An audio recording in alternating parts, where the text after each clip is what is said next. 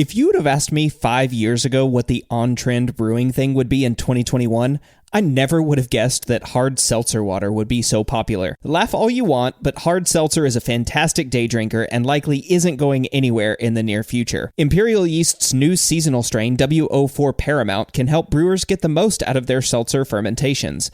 A clean and aggressive fermenter, Paramount will produce an excellent seltzer with low fusel alcohols, and it's produced in a gluten-free medium. If you've tried making seltzer with standard ale or lager strains, you know the struggle, and Imperial Yeast is here to help with W04 Paramount. Check it out at imperialyeast.com.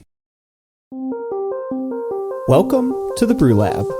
When yeast is pitched into sugary wort, it enters a fairly hostile environment, rich with sugars providing a source of energy for rapid growth and replication of daughter cells, but those sugars also cause osmotic stress, and then it turns that sugar into CO2 and alcohol, which are also poisonous to the yeast. There are some things that we as brewers can do to help yeast adapt to a hostile environment, such as providing yeast with free amino nitrogen, commonly called FAN. I'm your host, Cade, and today I'm back in the lab with my co-host, Jordan Folks, as we apply the science from last week's episode about FAN with Dr. Glenn Fox. FAN is one of those things I've heard about for years and never really understood, and this podcast brought me a little closer to understanding, but I think that today I still have some questions for you because it's a pretty complicated thing for a home brewer like me. Oh, for sure, right. I mean, this is like, I don't know that it's like next level brewing, but it's definitely like, this is getting into the weeds, right? Like when you start getting in the weeds with water chemistry and like yeast nutrient and all that sort of stuff, this is where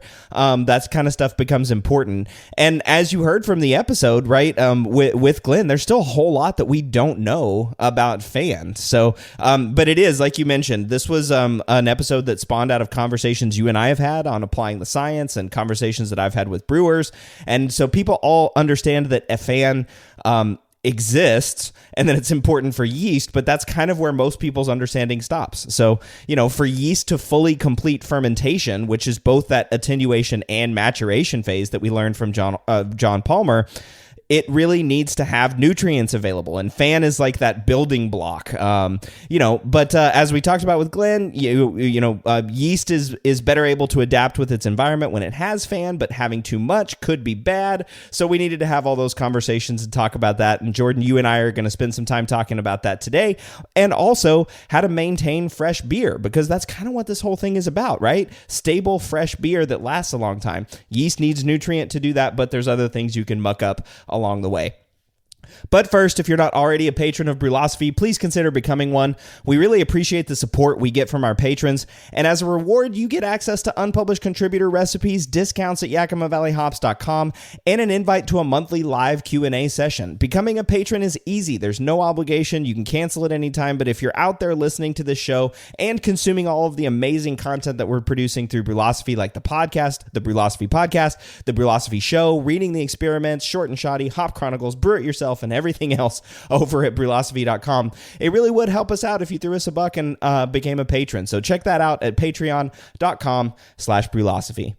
Another great way to support us, especially this time of the year whenever we're doing our holiday shopping, is by using those links at Brewlosophy.com/support. That's right, it's that time of year again. We're making our holiday season purchases, and as you do that, start your shopping experience by using those links to our partners. They give us a small kickback if you purchase something through them, and it doesn't change your shopping experience. Every little bit helps, so please visit Brewlosophy.com/support to see if any of your holiday shopping vendors are listed. This week's feedback is brought to you by the dedicated crew at Haas, who bred Sabro, a Neo-Mexicanus subspecies growing wild in the mountains of New Mexico.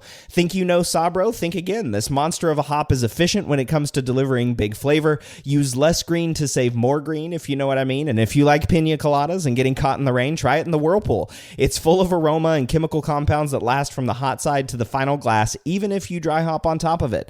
Sabro's known for its incredible blend of coconut, tropical, and stone fruits with pronounced cream character, with flavors of vanilla, cedar, dill, and even mint. Can't decide where to use it? No sweat. Sabro's available in all Haas hop formats to meet your brewing needs, from highly consistent Lupamax pellets to efficient Incognito and traditional T90 pellets.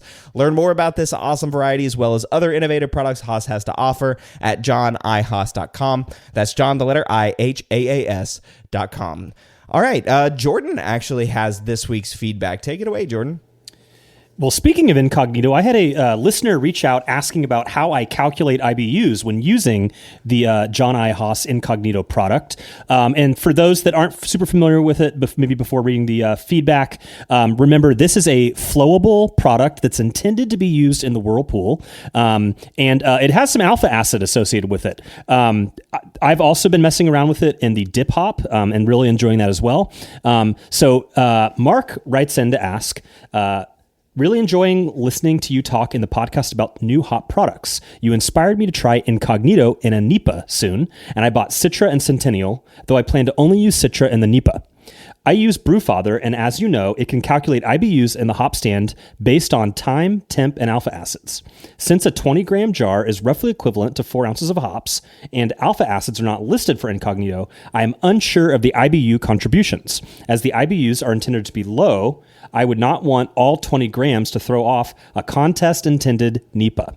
I wrote Yakima Valley Hops about this and did not get a response. Do you have any suggestions on how to count Incognito IBUs in a hop stand?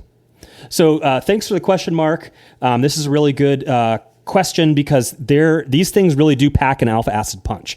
And so I actually wrote back with him in correspondence. I found out that some of his jars had the alpha acid listed and others did not. So I do not know what's going on there if the older jars or the newer jars don't have it, but all the ones I've ever received do have alpha acid listed. And like a recent Mosaic one had like 52, 53 alpha acids associated with it. So I think that if you happen to get a jar that's not listed, that's a reasonable guess. Maybe put 50 or 53 in your alpha acid row field in Brewfather or your preferred brewing software. And then, just say it's 20 grams and then, select that you're using a hop stand format and then the time that you plan to add the time you plan to whirlpool it or whatever your approach is. Looking at a recipe that I have published on the website, if you look up Mosaic Cyclone, you can see me using the Incognito in the whirlpool and the dip hop, and the Brewfather recipe that you can download will have the IBU contributions in there according to that whirlpool method. And looking back in a 5-gallon batch, that was predicted to be about 20 IBUs from a whirlpool stand. So pretty easy to use your software there, and hopefully future jars will always have the alpha acid on there, but I think that maybe 50 is a good rule of thumb if you happen to get a jar that's not listing the alpha acid. Yeah, that's a pretty amazing question and something I hadn't ever really considered. I was just kind of assuming that Incognito was like alpha acid free, but that doesn't make any sense now that I think about that, right? Of course it's going to have some alpha acids that come along with it. So interesting. Yeah, 53% or 50 to 53% alpha acids. While you were reading that feedback, I was just poking around on YakimaValleyHops.com, and the image that they have there of Incognito is a bottle of Incognito. It says Mosaic on it, and it says alpha acids 52.85%. So I think you're right in the ballpark. Interesting. Cool. I didn't know that you needed to take into consideration those kinds of things whenever you're in the whirlpool. Yeah, and when adding it to the dip hop, I'm not counting any IBUs. Maybe there's a little bit that you're getting there because, you're adding an entire jar, which in the 5-gallon format is giving you 20 IBUs. I'm adding it in just a few cups of wort that I'm, mixing around and then adding that to the fermenter. So ostensibly I'm getting a couple IBUs there, but I just am not willing maybe we should send it off to a brew lab to analyze that, but I just don't know what that would contribute, so I'm just assuming effectively none from the dip hop application. Yeah, that would be my guess too. The dip hop is effectively not very much, right? Because it's just the alpha acids. All you're going to get are those auxiliary bittering compounds, right? The things like like oxidized alpha acids and things like that might be a little bit bitter, but not. You're not getting the isomerization that you are from the whirlpool, right? The temperature change from the whirlpool is what's bringing in those additional really bitter compounds, iso alpha acids. But interesting, cool. Well, hey Mark, thanks for the feedback, and thanks Jordan for reading this week's feedback. All right, after this short break, we'll be back talking about free amino nitrogen.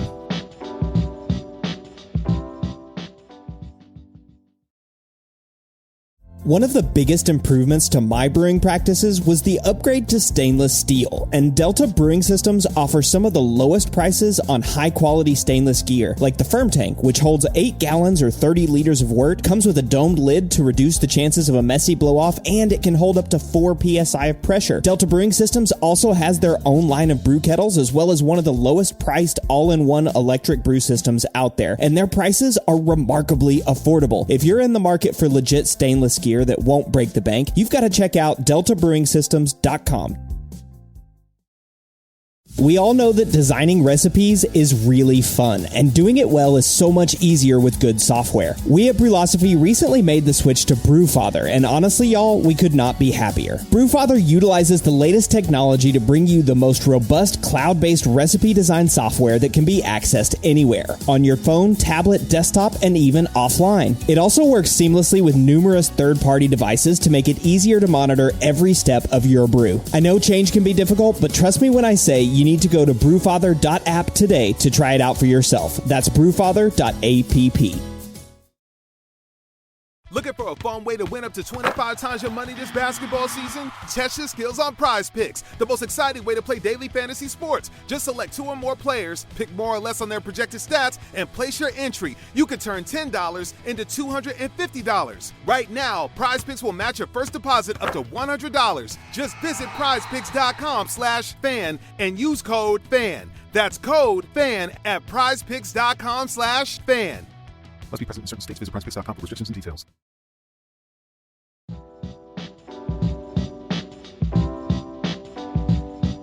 Brewer's yeast is an incredible organism, not simply because of its ability to make beer, but from a cellular level for all the incredible things it's able to do to survive in a hostile environment without oxygen and swimming in a crazy amount of sugar and also ethanol and CO2 eventually. It's a pretty cool organism, right, Jordan? I mean, apparently it's relevant here, and it sounds like it can do both good things and bad things, and so that's something I want to better understand. So maybe before we talk about its kind of application in the brew house, we can talk a little bit more about what it is and where it comes from. So that's my first question to you, Cade, is where does FAN come from? Yeah, and so this was a big one, and one that I wanted to talk extensively with Glenn about, and so hopefully we did that in the show a little bit, but obviously it's coming mostly from malt, but also, and surprising to me, one of the things I learned from Glenn is that it's also coming from other places like hops and like fermentation itself. Like yeast is actually maybe potentially generating FAN, although it is very true that the FAN decreases over the brewing process for a number of reasons. So the FAN that you're starting with in the malt isn't going to make it all the way into your finished beer, so don't worry about that. But most of the FAN is coming from malt, and that's one of the things that I've started to understand from malting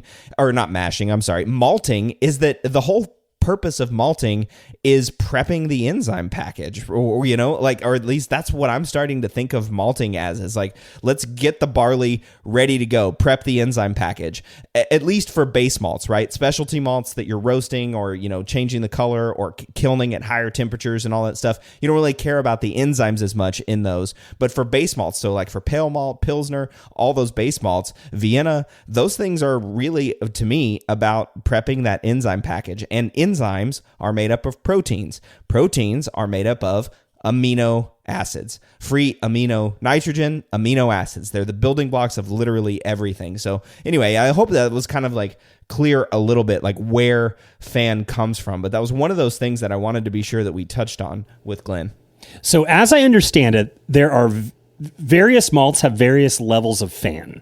So one thing I think we heard is that the level of modification influences level of FAN.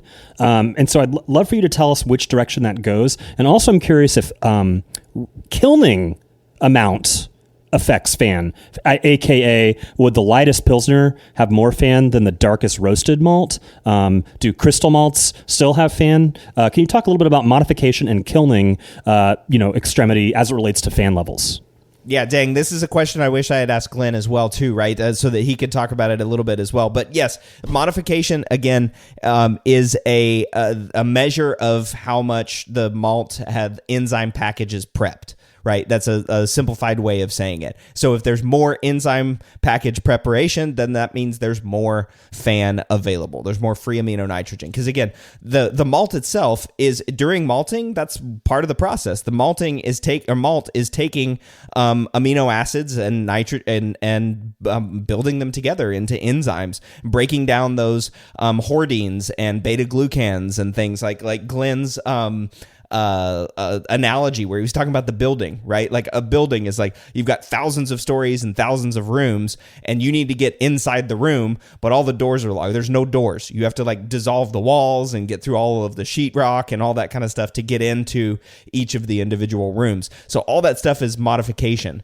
right? It's modifying all that stuff. It's getting it ready to go so that we have access to that sugary starch. So yeah, modification definitely influences FAN. So if you see a highly modified malt like Pilsner, higher FAN, and kilning to that extent too is going to burn off FAN, right? It's going to burn off your enzymes, it's going to burn off your proteins, and it's going to burn off FAN. Okay, so we would expect a Munich malt to have less FAN than a lightly kilned Pilsner malt.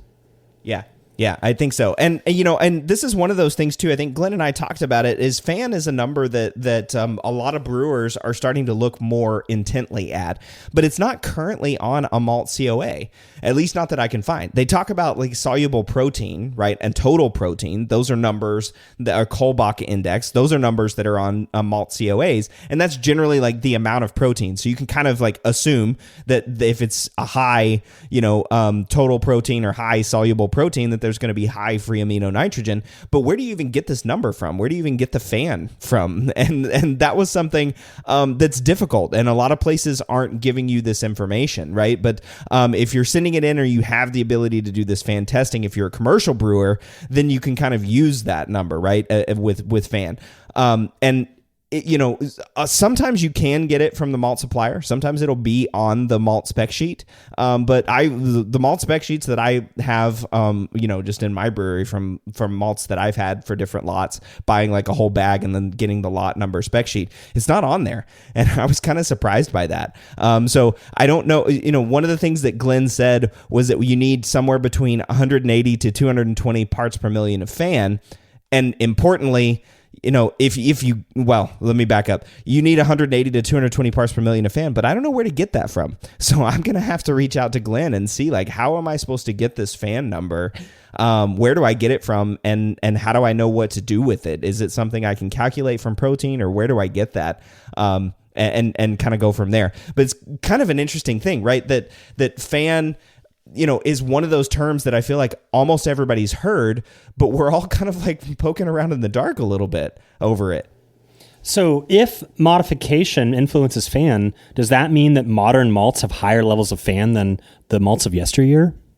I think that's definitely true. And that was one of the things Glenn was saying, right, is when you do get a FAN measurement, the FAN is let's say it's 200 or whatever. And so that FAN is higher because it's higher protein content. One of the problems with the FAN measurement is that roughly 25% of the 25% more isn't even covered in the FAN number, that proline isn't even covered. So I think as we have more modified malts, we're getting more access to FAN. And again, FAN is a good thing, or can be a good thing for yeast. I mean, yeast need this to be able to build those things that they need to survive, right? They need to build their cell wall. They need to be able to build their membrane. They need to be able to build the actual machinery inside the cells. I mean, that's another big thing, right?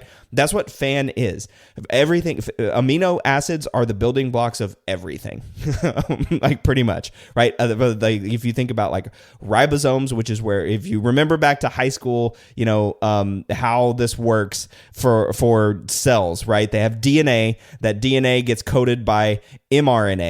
mRNA takes that over to a ribosome and then creates proteins. And the way it does is it reads mRNA and then it knows, okay, I need to take these alpha acids and put them in this order.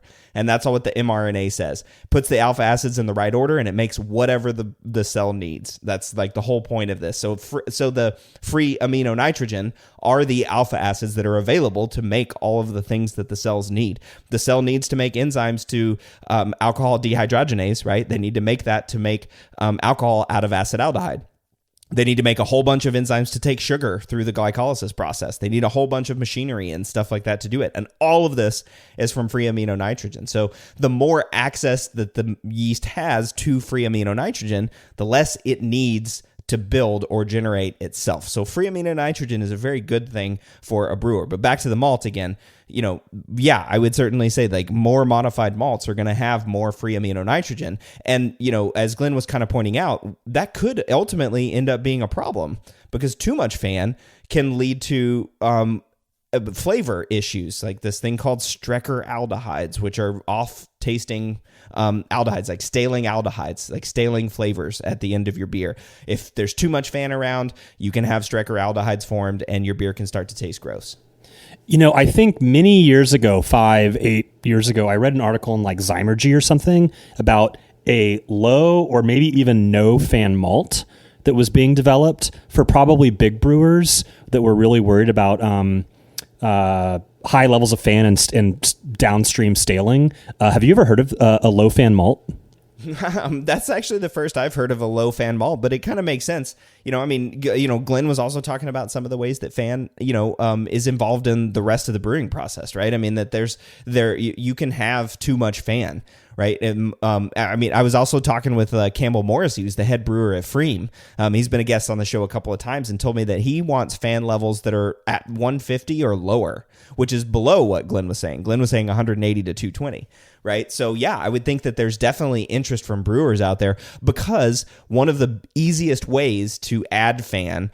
So I said FAN comes naturally from malt, but another really easy way to add FAN is yeast nutrient. Right. And I think a lot of people out there are adding yeast nutrient either in their propagations or to their fermentation. So you may have enough FAN coming from your malt itself, then you're adding more FAN whenever you're adding yeast nutrient to your fermentation. So this whole idea of like, hey, FAN may be something we should be paying more attention to than we have been in the past may have some legs to it. Okay, well, why don't we walk through the brewing process kind of in a chronological order and talk about the things that might alter FAN along the way. So water chemistry, any FAN implications there? No, not as far as I'm aware of. No FAN in water, at least as I know. Okay, so we've heated our strike water. We've adjusted it with... Oh, what about pH? Oh, yeah. pH will determine which amino acids are present. It may not necessarily determine the total amount of FAN. This was a key point that Glenn brought up, right? pH, once FAN is in there, actually, this may not have... Well, yeah. This is a key point that Glenn brought up as well. pH will affect the types of FAN that are present, not the total amount of FAN. It'll determine like what amino acids are actually active and able to be used. Okay. So we've adjusted our water, strike water. We've brought enough acid in to make sure that we're hitting like a pH of 5.4. And let's say we're starting with a protein rest. Would that have any sort of implication for FAN production? Mm-hmm, absolutely. And so the key point of a protein rest is that it allows proteases to work. So those proteases that are breaking down those hordeins and the beta glucans and I can't remember the name of them, xylo thingies. We'll call those right now. Somebody can write in with feedback about what they're called. Arabinoxylans. There it is. Got it. But all of those pieces of building material, right? The walls between the different rooms, those are all being broken down by proteases, and those proteases are making FAN essentially, right? And so, yeah, a protein rest can make more FAN. This is a big deal, and one of the things that Glenn has done research on is that the different types of mashing regimes impact the amount of FAN that you have in your beer, because a protein rest is probably going to release more FAN. An infusion mash has too high of a temperature for those proteases to work. So you're not going to get as much FAN release, right? And as much like additional FAN release during the mash. Like, let me back up, right? If you're doing a protein rest, like a step mash, you've got your malt that has a certain amount of FAN that comes into it, right? The free amino nitrogen that comes into the wort. Some of that's soluble, some of it's not. The soluble stuff goes right into your wort and into your beer, right? Ultimately into the boil and then downstream into the brewing process.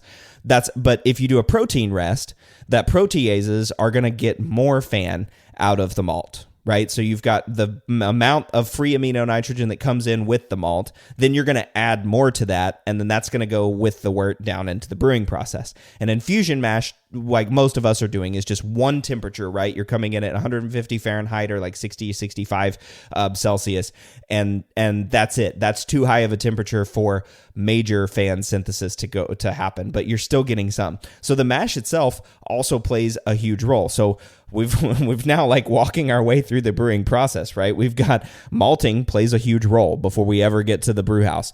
Mashing plays a huge role before we ever get to, into the beer or fermentation. Then boiling concentrates the wort, and guess what? It concentrates the fan. But there's a big key here though. The fan does drop out with trub, right? So it sticks to the trub and you can have a loss of fan. And in fact, you generally do have a lot of loss of fan from boiling, which likely is why a lot of people are then pitching yeast nutrient at fermentation, right? You're not going to lose all of your fan, but a lot of it's going to get taken out at trub. And no, I don't know how much gets taken out at trub. There's so many of these questions that we need to have another episode where we sort of maybe do a Q&A with Glenn, like listener submitted questions. Submit your questions about fan, and then I'll ask them of Glenn. So I had a bit of a light bulb moment just there. So thinking about historic brewing practices, they were doing step mashes, maybe even decoctions, right? And they're doing these temperature rests. And what we've heard is that was more necessary back in the day due to lower levels of modification. But coincidentally, we also learned that lower levels of modification are associated with lower levels of fan, an important yeast nutrient for a healthy fermentation. Thus, that is one more reason why brewers of yesteryear needed the protein rest, because their under-modified malts not only needed that to more efficiently make the OG they were looking for, but also to effectively release the fan that their malt was relatively deficient in. Absolutely. And that's a key here, right? Like, that's been, how many episodes now have we done, Jordan, where we've talked about like how everybody's so focused on generating sugars during the mash, but there's so many other things that are going on there, right? We've talked about like several episodes where it's like, wait a minute, it's more than just sugar production. In fact, sugar production is kind of like the part that we take for granted, and it's kind of the easy part, right? Like, it's kind of like the nuances in these other ways, like fan. I mean, maybe one of the reasons why Freem Pills is so good is because their fan levels are so low. I mean, I don't know, right? Like, maybe that's one of the pieces that just makes that beer so tasty. Well, and I would not be surprised if they're not pitching yeast on a ton of trub. And so I was reading a BYO article recently on how to brew Japanese rice lager, and they were interviewing, I think his name is Julian, the brewer at Beechwood. Incredible beers that guy's making. And in the article, he recommends dropping the trub before pitching your yeast, arguing that it will create a better product downstream if you can pull it off. And we have definitely tested trub and have found that it can actually make a difference. And so this is one thing that Bierstadt does as well. They make incredible lagers, and they're, settling and creating clear wort before pitching yeast.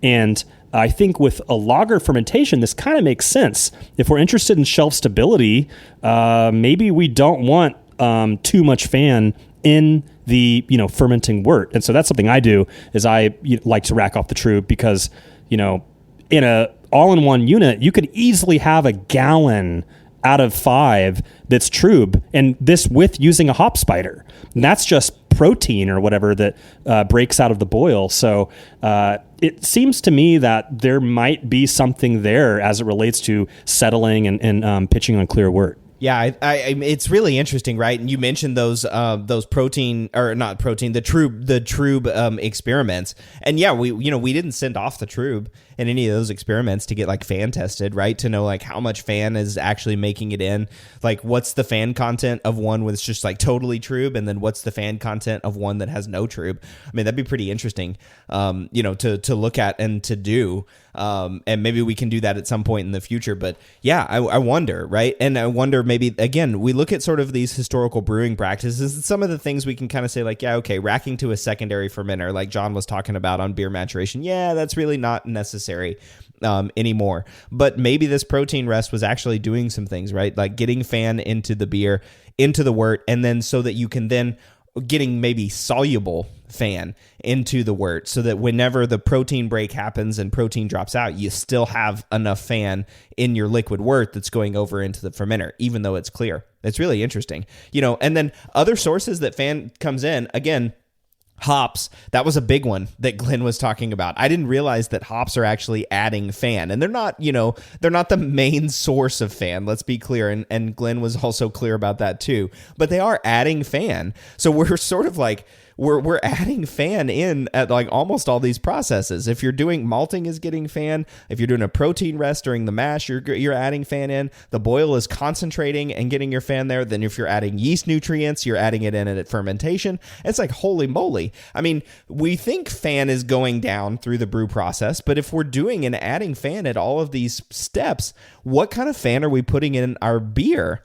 And this was also, you mentioned the Trube experiments, but I also remember like the yeast nutrient experiments that were done. And that was really interesting to me because I used to use yeast nutrient. Whenever I whenever I went to the homebrew shop the first time, I was like, hey, I want to brew beer. Yeah, I've done like half a dozen Mr. Beer kits. I want to do it like a real brewer. I think I said, was like, whatever. But I walked in and the guys were like, okay, here's what you need. Here's your iodophore, here's your fermentation, here's your malts, here's your hops, here's your yeast, and here's your yeast nutrient, right? It was like with it. And it was like, okay, here, you pitch your yeast nutrient whenever you pitch your yeast. Put it in there in the fermenter and then put your yeast right on top of it. And I was like, okay, great. And I just did that for a number of years and didn't even think about it. And then Marshall published that experiment where he did yeast nutrient in a Schwartz beer, and it was not significant. And I was like, wait a minute, that's like a lager. That's a Schwartz beer. Like, what do you mean I don't have to put yeast nutrient in there? And then the Trube experiments came out, and maybe that Trube experiment, is explained a little bit by Fan, but this whole concept of having to add yeast nutrient, I mean, most commercial brewers are still doing this, like adding yeast nutrient either in the boil or in fermentation. And, is there something to this? Do we need to be adding yeast nutrient, or is this overkill? Well, I think that the big thing here is that it may not be as necessary when you're using a fresh pitch straight from the pouch or straight from the container that the pro brewer uses, because this was just propagated in a high nutrient environment. I mean, heck, the Y yeast slat packs have a yeast nutrient pack in it that you activate before you pitch it in, right? And so it's such a ideal condition, the fresh pitch, that maybe it's not necessary. But, I like to reuse yeast. It's a great cost saving measure. And I'm brewing so much that it's just easier than going to the store all the time. And so I think it's really cheap insurance. And this is something that we probably should test out after multiple generations. At least what the science says is it does become necessary, because you're no longer having this, pitch that has all these nutrients like in solution anymore at that point. That's a fantastic point, because that is like what the science says, right? I mean, we've seen as you're pitching and repitching yeast is losing nutrients. Like one of the big ones it's not able to generate is zinc. And so, I did those two experiments where I was looking at zinc in a Vienna and zinc in a Hellesbach, and I was using fresh pitches of L17 Harvest, and neither of them were significant, right? And then you look at the olive oil one too that I did, where it's like, oh yeah, pitch this olive oil. That's going to give, fatty acids, which yeast need to make its cell membrane. And then I talked with Lance Shaner on, the owner of Omega Yeast Labs in episode 89, and he's like, yeah, that's fine. You can pitch olive oil, but olive oil is only one part of it. You still need oxygen for ergosterol synthesis. So you still need these other nutrients. And I would absolutely think that after multiple rounds of pitching your yeast, you're just depleting the amount of these nutrients. Oxygen being a big one, zinc being a big one, and maybe also free amino nitrogen, right? If you're constantly repitching the yeast, maybe that free amino nitrogen is dropping, and yeast nutrient becomes way more important too. Yeah, and I've also heard that if you have an old pouch of yeast, maybe add nutrient when using that, because it could have depleted it sitting in the pouch for 6 months or whatever. And a starter would probably be an appropriate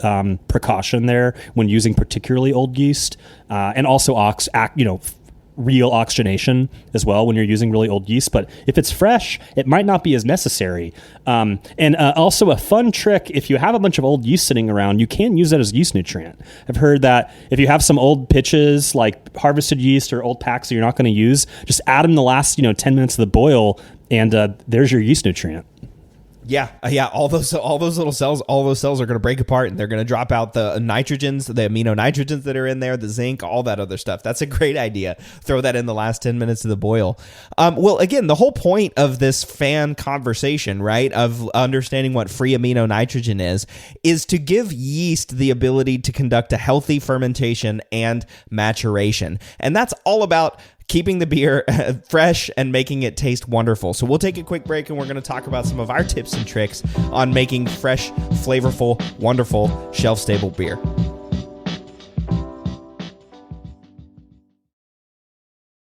The new Brewbuilt X2 Unitank conical fermenter is here, and it's ready to take your brewing game to the next level. With the best interior finish, welded and polished ferrules, clear bottom chamber, pressurizable with body connect fittings, etc., Brewbuilt has managed to bring commercial level features into the homebrewing world at an unbeatable price. Now available with a professional grade glycol jacket, giving you a more sanitary environment and much greater cooling efficiency, say goodbye to clunky immersion coils with the game-changing jacketed X2. Visit morebeer.com to learn more.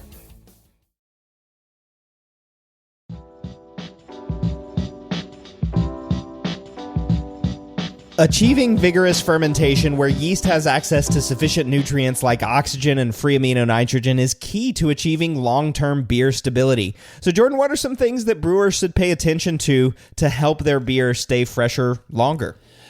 For me, it all comes down to oxygen.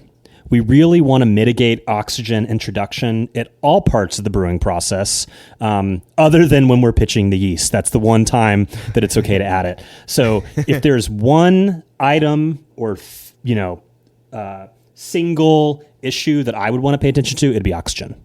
That's a great comment, right? And I think that's a key here, right, as we keep perspective. We talk about fan and we talk about, stability issues for having too much or too little fan, but we're on the margins here, right? If you oxygenate your beer, it's toast, right? When your beer's done fermenting, if you expose it to a lot of oxygen, it's just not going to stay fresh and stable for a long time. It doesn't matter how much fan is in there, right? And so I think one of the keys here, and that's why we wanted to spend some time on talking about it on this segment, is making sure that your beer is good in other aspects, right? We can talk about fan and reducing fan levels and figuring out, whether to add yeast nutrient and not and all that sort of stuff.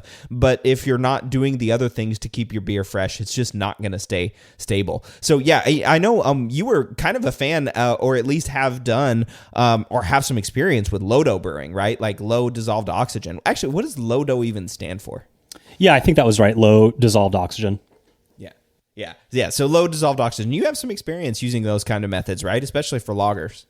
Right. Yeah. So the LODO theory, or LOB, low oxygen brewing, is that it's important to reduce hot side aeration, which is one of the biggest boogeymans in home brewing. The theory is that the German brewers are very mindful of HSA. And try to achieve LODO on the hot side.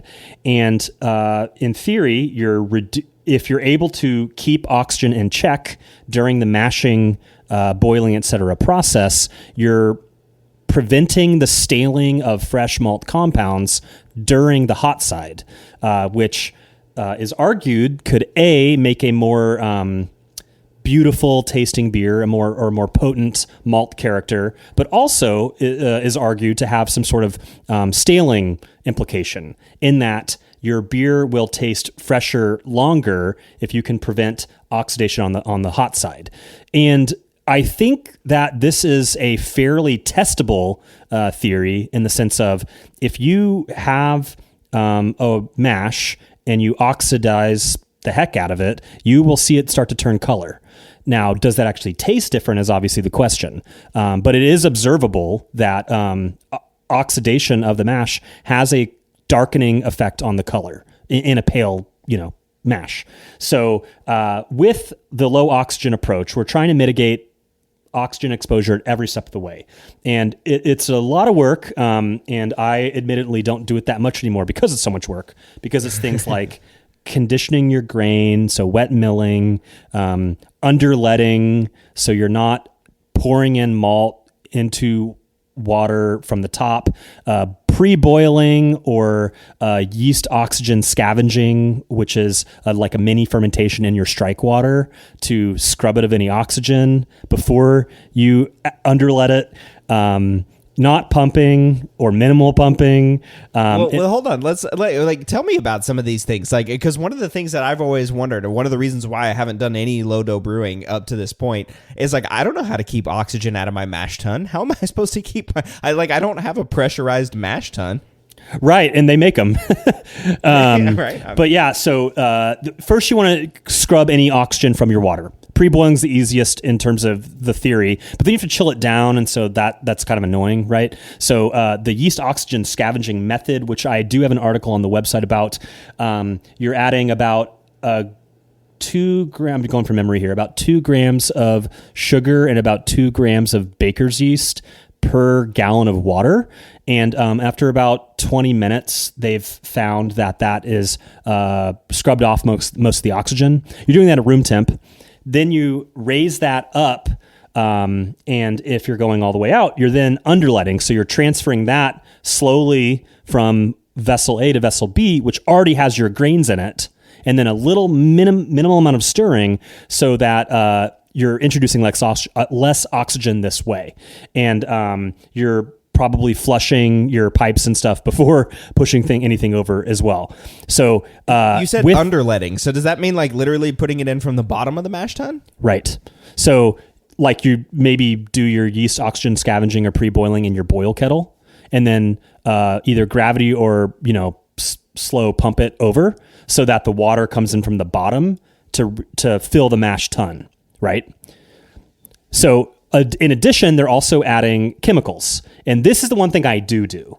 And there has been evidence that this has a shelf stability effect. And so the trifecta has been talked about. That's ascorbic acid, Brutan B, and SMB, sodium metabisulfite. My buddy that's really into Lodo, that makes really good Lodo beers here in Portland, he says that they're kind of moving away from ascorbic acid right now in that community because it may even have some sort of reverse unintentional oxidation impact, actually. So maybe the jury's a little out on ascorbic acid, but you're adding these chemicals which then serve to scrub oxygen from the mash during the mashing process, because even though we've in theory eliminated all or most with these pre-strike water treatment methods, you're then introducing more during the mash. And so a mash cap is another popular thing to use at this time. And that could be a dedicated disc that floats on your mash. You could use saran wrap or something like that, but you're trying to mitigate the amount of oxygen that sits on top of the mash as well. So by doing these methods, you're preventing or mitigating the oxidation of the mash, which they're saying has a long-term benefit in terms of shelf stability and also just kind of like the veracity of the malt flavor. Yeah, interesting. So like this stuff like blows my mind a little bit too, because I've never really had any I've never really tried to control any oxygen exposure on the front end, right? And like thinking about like underletting, filling the mash tun from the bottom, or de-aerating your water, right, by boiling it or fermenting it. I mean, essentially, right? Like you're creating sugar, adding sugar and yeast to it, and then essentially using that to scrub out all the oxygen that's inside your water before you're using it for mashing. I mean, that seems like a lot, but there is, like you said, there is science that supports this hot side aeration, and I had Mengete Zwane, who's from South Africa. It was one of the earlier episodes where we talked about these free radicals that are generated during the mash and during the boil from oxidation, and that those free radicals stick around all the way into your beer and they accelerate staling reactions. So there is science that supports that, which is just really surprising and really shocking to me. And Brutan B is another one of those that I haven't played around with. I have played around with, of course, metabisulfites and ascorbic acid, especially at the end, right, of fermentation, adding those as part of like kegging or packaging or something, but I haven't ever really added them up front. That might be something I want to test soon, adding a metabisulfite or something to the mash. Yeah, I mean, it's really easy. The thing you got to worry about on the sodium metabisulfites is they add sulfur compounds, right? And so if you add more than needs to be scrubbed, you'll have extra sulfur in your beer. So make sure that you're not adding too much there. But we're adding in a 5-gallon batch, a gram of the stuff at a time or a couple grams. Brutan B has a couple benefits. One is it helps with wort clarity. And then they're saying that it also ultimately has downstream implications for improving shelf stability. I will say that at least when it comes to full-blown Lodo, when we're trying to preserve malt character, we're talking the final 2% here. If you don't do this, it's not like your lager is garbage. It's just like this really, it's like extra credit, right? Like if you really want to push it to the max, this is that kind of final lever to turn. Well, yeah, I mean, brewing on the margins, though. I mean, there was some book that was written about this back in the early 2000s or maybe late 90s. It was talking about like winning on the margins or something like that. It was one of those, kitschy titles.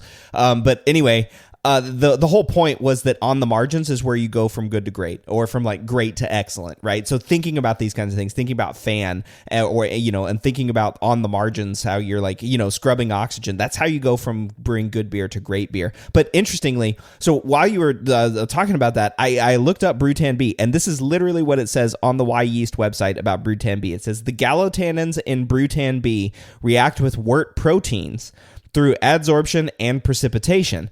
The Brutan B protein complex is left in the spent grains when Brutan B is added to the mash, or removed in the whirlpool when it's added to the boiler. It's highly effective at coagulating and flocculating proline, thiol-containing proteins, but does not interact with foam-positive proteins. This inhibits downstream lipid and protein oxidation, which is the problem with fan, right? Improving flavor stability and shelf life. So it sounds like Brutan B is taking fan out of the wort, right? I mean, because those are the issues that you have ultimately down the road, is like lipid and protein oxidation. That's where fan becomes a problem.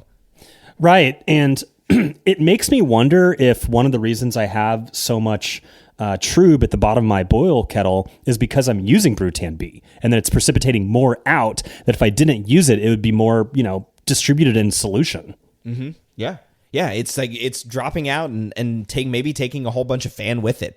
Interesting. Okay, so that's some hot side stuff that we can do to avoid oxidation. And again, remember that the whole point of this stuff is to make the beer last longer. So like after the beer is even done, but we're thinking about these things on day one whenever the beer is just fermenting. So all right, what about then cold side? So once you're done, or maybe are there anything else that you do hot side to avoid oxidation before we move on? They say a light, like simmer, like a really light rolling boil is one way, because that, I guess, a vigorous boil could actually bring some in. Have not experimented with that in terms of a side by side, but yeah. So pretty much that's the gist of it. Is I think the bulk of the intention's on the mash and the strike water that mashes it. Yeah. And of course, I mean, cold side, then if we move on in that way, right? Cold side meaning everything that happens after the whirlpool, right? So once the wort is in the fermenter, and then even before fermentation starts, but, from fermentation on. Now, a key point here too, that's where cold side is defined, but it is very okay to oxygenate your wort. Even Lodo brewers are oxygenating their beer in the fermenter, right? Or their wort in the fermenter. Right. And so I think that with fresh pitches of yeast, the amount of oxygen that you're exposing it via racking, splashing, et cetera, is probably going to most of the time be sufficient for standard strength beer. I always add pure oxygen, maybe other than a Hefeweizen, which that's one of the tricks they say is don't oxygenate a Hefeweizen. I always add it because why not? I have the little stick. It's so easy to add. And, especially for lagers or bigger beers, I would prefer the insurance that it offers. But yeah, so oxygenate your beer, especially if you're repitching, because like we talked about earlier, you've run out of nutrients in the pitch. But after you've pitched that yeast and closed that lid or put on your airlock or whatever it is, you do not want any oxygen touching this beer whatsoever, other than it coming out of the draft and in your glass.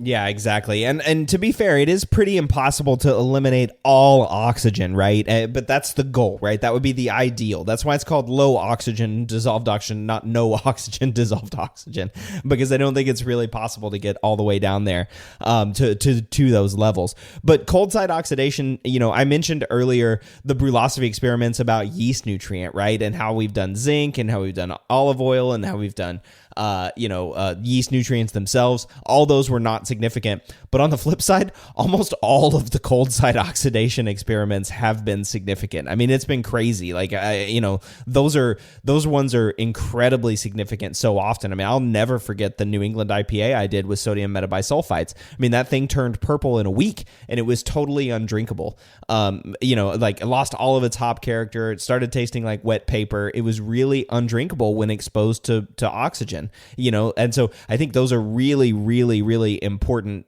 parts of this. So what are you doing to minimize cold side oxidation? So I don't use a lot of chemicals really, because there are some opportunities with chemicals. The things I mentioned earlier, ascorbic acid and SMB, some people are adding those at kegging or bottling to scrub any oxygen that may happen during the packaging process. I don't mess around with that. The couple times that I've used SMB, I had sulfur in the served product more so than you would want otherwise. And so I'm just trying to mitigate it kind of mechanically. So I'm fermenting in kegs, which are really good low cold oxygen vessel, because they have a beer out and a gas in post. So once my beer wort is pitched, I will actually use a CO2 tank to seal the lid of the keg and then attach a homemade blow-off tube, which is simply a gray gas QD attached to some like beer vinyl or whatever that goes into a jar of sanitizer liquid, because you want to make sure that your keg's post is sealed, right? And before I started doing that, I had a couple times where I didn't notice any bubbles coming through, and it's because I didn't properly seal the keg in the first place. So this is fermenting, in a sealed environment, and then once the bubbles stop, I'll pull that QD off, and then it's, there's a CO2 blanket ostensibly above it, and I'm able to get that beer out of the fermenting keg into the serving keg or into bottles or whatever it is in a closed transfer format. So that would be my number one recommendation to homebrewers is if you want to up your game is mitigating cold side oxidation. And I'm sorry, it's just not going to be possible to really do that with buckets or carboys. There is one reasonable solution on the carboy side is they make this, I don't even know what you call it, but it's like a CO2 forced racking cane. So you have this like they're orange tops with like two holes, and you put your metal racking cane in one, and then you screw on CO2 on the other, and you can actually push beer out with CO2. You still have to take your airlock off and your bung off, and you put it in, and so purge it a couple times. Before I was fermenting kegs, that's how I would do it, and it's a really good entry level into low oxygen cold side. But I mean, if you're kegging your beer, just use another keg. And so a floating dip tube or a cut dip tube is one thing I would recommend there, so you're not just like pulling a gallon of yeast when you transfer off. That was one thing I was going to mention too, right? You had to make some modifications to your keg's dip tube in order to ferment, because you're not, if you didn't, especially if you're like dry hopping or something, in your keg, I mean, you're going to have like at least, a couple of inches of muck, and that dry hops, I know from experience, are not going to make it through your keg dip tube to get out, right? There's nothing that's more frustrating for me than if I try to push some hoppy beer out of a keg and it's just gums up my quick disconnect or my dip tube. Yeah, and obviously they sell fancy pants fermenters. A lot of my friends have them. I find them too much to fuss with. I don't want to clean a bazillion parts that are connected with like tri-clamps or whatever. I really like the cleanliness and the ease of using kegs, and I don't keep a keg is a keg. The same keg for one beer might be used to ferment, and the next beer might be used to serve. And so I don't have to keep track of all these different equipment. It's very universal in that regard. But of course, there are super beautiful, fancy stainless steel options out there for those that want to spend the money and have, it's a pretty beautiful product, and I appreciate those. They're more than I want to deal with, but they have ways in which you can do closed transfers with pressure. And so there are purpose-built products that you don't have to use a keg if you're not into that. Yeah, exactly. I mean, I was going to say I'm still fermenting in buckets, and I made some modifications to my buckets to lightly pressurize the buckets, because you don't need a lot of pressure to pressure transfer. You only need like 1 to 2 psi. I mean, that's not a lot. That's very, very, very little pressure to actually be able to push the liquid out of the fermenter and over into the keg whenever you're closed transferring. But I did make some modifications to my buckets too.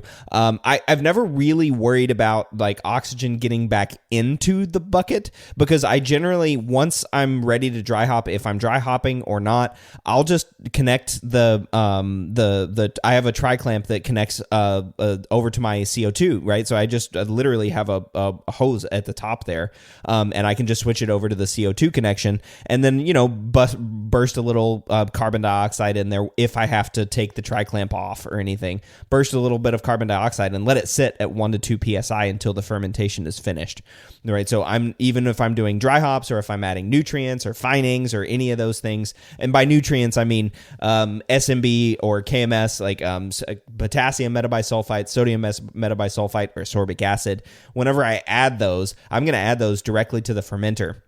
I'm not generally not adding them into the keg anymore, although that's okay. And one of the reasons why, Jordan, is that sulfur component that you've been talking about. A lot of people talked about that, and I realized I was never really getting that in my kegs, because for the most part, I'm adding that stuff in the fermenter. And then I realized, like, oh, well, of course, it's blowing off in the fermenter before I actually transfer it over to the keg. But again, sulfur is one of those things that's really easy to deal with. You just need to burp your keg several times. And it's kind of fussy, right? If you do get that sulfur aroma from the metabisulfites, you may have to burp your keg many times, right, to get the sulfur out. But it's just one of those things to think about doing. But closed transferring, right? This is like a big key that we're talking about. You're talking about fermenting in kegs, right, so that you can have ease of closed transfer. But the whole point there is closed transferring the wort. I think that's one of the biggest upgrades that I made to my brewing process, is making sure that I wasn't exposing my beer to oxygen during transfer. So a couple clarifications there. You said buckets. I'm assuming you have metal buckets, right? Stainless steel buckets. Because you can't do that on a plastic one, or not that I've seen. And so that's one thing to keep in mind there. There are buckets available. That's right. And a plastic one is going to ingress oxygen anyway, right? Oxygen's going to come in through the plastic. You're not going to be able to keep it out. Stainless steel, at least, there's not going to be oxygen ingress through the steel. But a plastic bucket, you're going to have oxygen ingress. But Cade, I'm curious, how are you mitigating oxygen ingress on the receiving keg with this 1 psi push? Are you attaching a blow-off tube, or are you just opening the poppet at the top and assuming nothing's falling back in? Yeah, so it's positive pressure, right? So I am opening the poppet at the top. So it's positive, and I fill the keg up all the way with sanitizer. I think like you do this too. I think it's Marshall's original idea, but it's one that I think most of us at Brewlosophy have adopted because it's really easy. So I fill the keg all the way up with sanitizer, and I mean all the way up. I fill it all the way with sanitizer, touching the lid, and I put the lid on so that there's sanitizer touching the bottom of the lid, and then I use gas to push all of that sanitizer out of the keg, right? And so then the keg is like pressurized with CO2.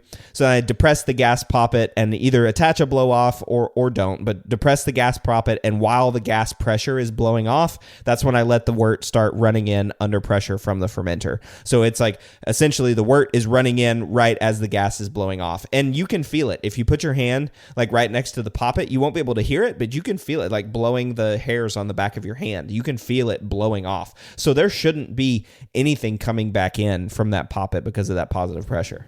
In theory. And you said wort several times. I think you meant beer. I did, yeah. But so I'm that neurotic about this, is that I actually have a Kegland spunding valve that I attach, and I change the PSI to be below the pushing PSI, so that it's like a one-way valve, so that if the CO2 ran out, for example, it can't suck air in. And I had a couple beers. I was just doing that pop-it method, and I was like, God, this feels a little oxidized. And once I started using the spunding valve, I haven't had that problem. So I've got the tool. I might as well use it. I don't want any risk of some oxygen getting in the receiving keg.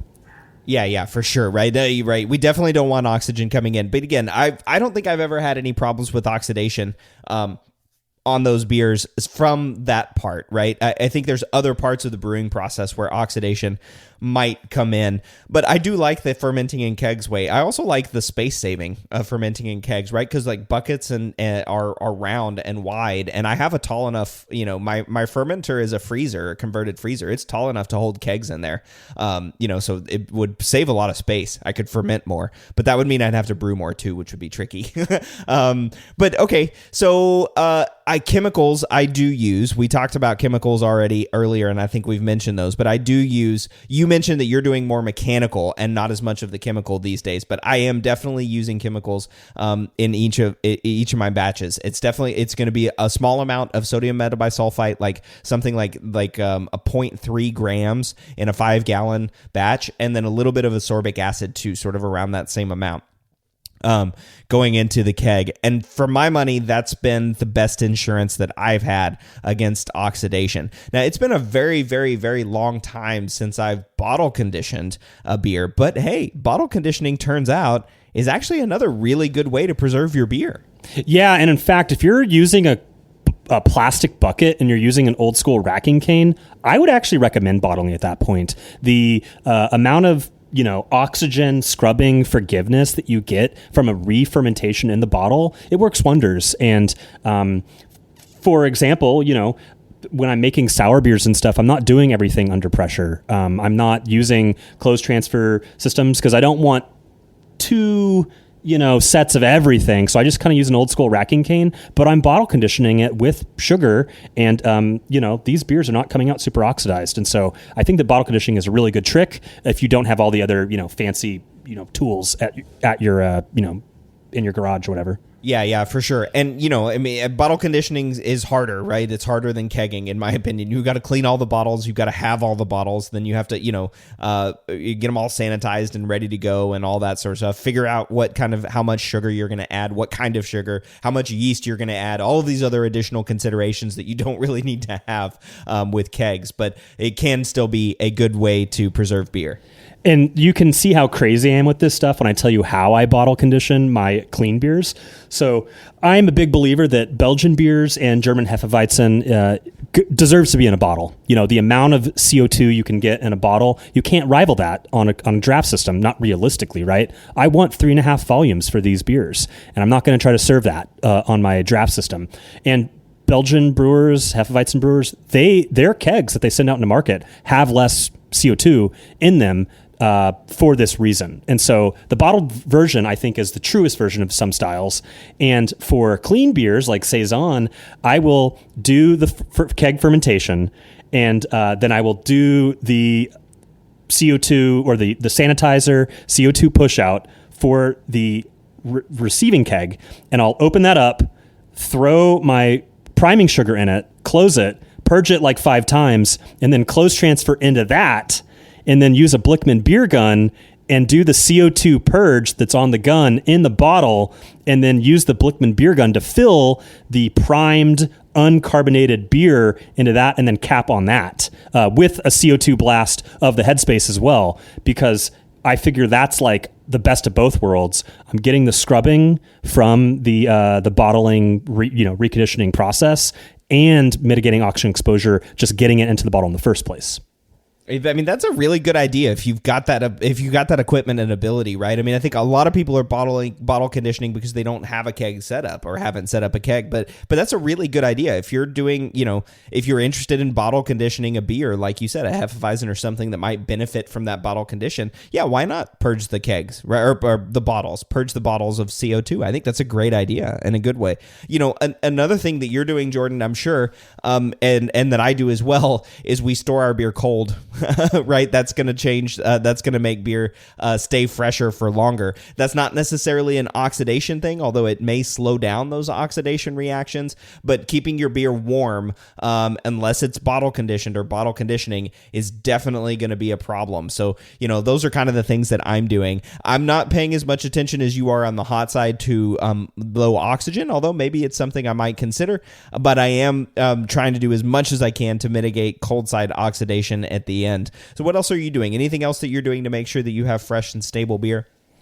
Well, a couple things we didn't talk about. One is oxygen scavenging caps.